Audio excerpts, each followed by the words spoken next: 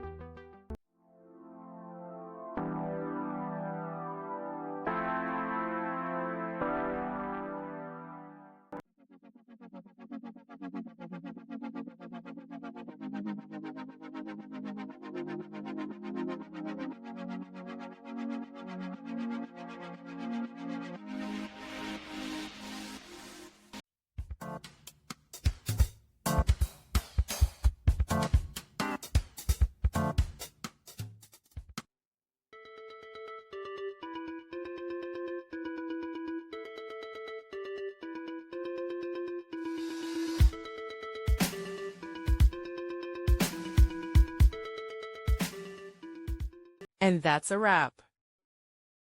I hope you found the answer you were looking for. If you did, take a second to hit that subscribe button. It really helps out. And let me know in the comments which solution worked best for you. See you next time in the debug zone.